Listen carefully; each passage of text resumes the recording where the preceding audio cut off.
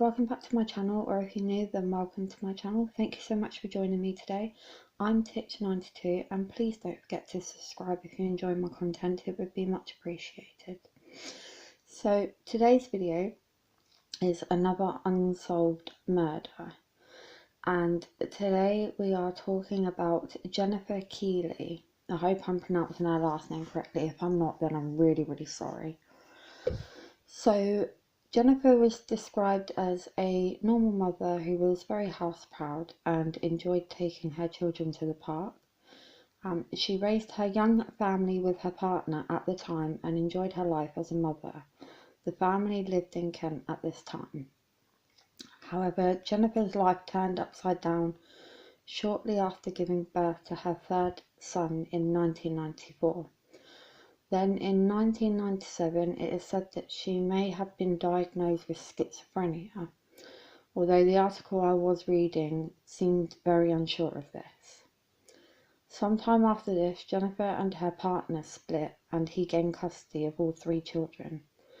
Then after this, Jennifer just completely disappeared without any contact with the family. Unfortunately, things didn't look up for Jennifer in her life. Not only was she battling serious mental health issues, but she was also homeless. To top this all off, her body was found on January 22nd, 2005. Now, a timeline was put together. So after Jennifer left Kent, she moved to Brighton, where she sold The Big Issue. And if you don't know what that is, it's basically a magazine that is distributed by the charity itself to people who are homeless or are at risk of homelessness. So basically it's to help the vulnerable people to have some sort of income in hopes that they can get off the streets and become part of mainstream society once again. And then following this in 2003, Jennifer moved to Canterbury and stayed in a sheltered housing scheme run by Scrime Foundation, I think. I hope that's correct anyway, I'm sorry if it's not. The chief executive of the organisation, who was Lloyd Hubbard Mitchell, described Jennifer as cooperative, non-aggressive or angry, and very clean. He even went as far as to say that she defied the stereotype of the homeless. Jennifer left Canterbury in 2004 and headed to Eastbourne, where she befriended a woman who she stayed with and had access to baths, but despite all this, she still chose to mainly sleep out in the open. It is said that Jennifer was often seen on the seafront close to Beachy Head in Eastbourne, UK, late at night. She had no issues with drugs or alcohol, but was obviously still considered extremely vulnerable due to homelessness and mental health issues. Now, police believe that in the early hours of the morning on the 22nd of January, when Jennifer was sadly murdered, they believe that she was walking along the seafront when she was most likely confronted by her killer. They went on to say that her body was partially burnt, possibly in order to try and get rid of any evidence, and if that wasn't horrific enough, she had also been stabbed 16 times and had also been sexually assaulted. Jennifer was just 35 years old, and the killer had done this by building a makeshift bonfire in the shelter. This is where Jennifer's story gets even more heartbreaking. Over the years, while she was battling her mental illness alone and trying to keep herself safe night after night, her former partner and her children had tried to send messages to her to say that she was still loved, but these attempts failed. Jennifer's former partner had this to say: "The image of an unwanted rough sleeper is unfair. She was a young, attractive and loving lady with children and a family that are missing her. She was not just a homeless bag lady that will not be missed." He also went on to say, "She was a caring, friendly person who was left in a vulnerable position due to her illness. I wish the family could have found her before this had happened." As for the police investigation, police have no idea for certain as to the events that took place in the early hours of 22nd January 2005. But what they do know for a fact is that she had taken a bath at the house she often stayed at and then headed into town.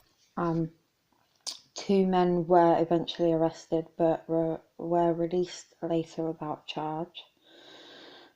Detective Chief Inspector Tony O'Donnell, who is lead of the investigation, said she was a housewife and a mum to 3 young kids.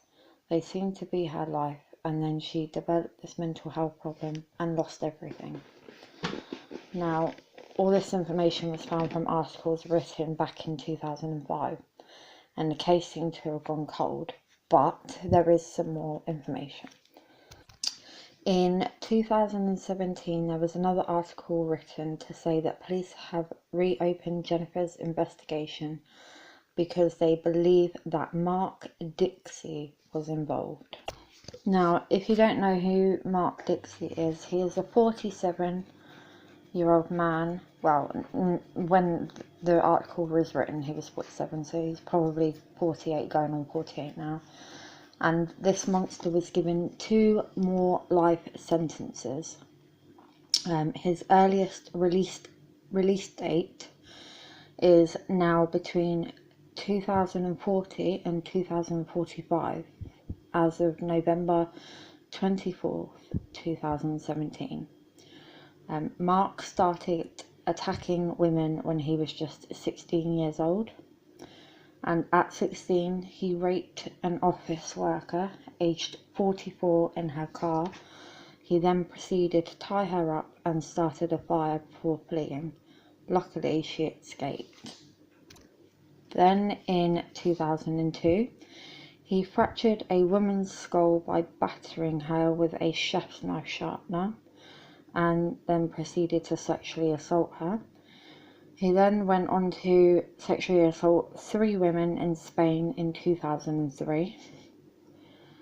And then he was finally jailed in 2008 for 34 years for the murder of model Sally Ann, who was just 18 years old. She was repeatedly stabbed and sexually assaulted yards from her home in Croydon, South London in 2005. Now, I know that was a bit long, but it is relevant because police believe that Mark may be linked to Jennifer's murder because he has used similar methods in the other attacks that he has confessed to. So hopefully after all of this time, they may have solved the mystery of Jennifer's death. Well, let's hope so anyway. And before I wrap this video up, I just want people to know that there are a lot of people around you who love and care about you. So if anyone who watches this video is going through their own battle with mental illness, if you take anything away from this, it's talk to people, get help, don't run away from your family because you feel like a burden or you're having thoughts that their life would be better without you, because it's not true, and you're stronger than you think. You can overcome anything and you will be stronger for it. Obviously, I will link all the articles in the description and numbers if I can find any for the case. I will also link websites and numbers so if anyone needs someone to talk things through with or are just struggling with mental health issues in general. And that's all the information I have on today's video. Please don't forget to like and subscribe, and as always, my thoughts and prayers go out to Jennifer's family. And until next time, I'm sending all my love and positivity your way, and please be safe. Bye.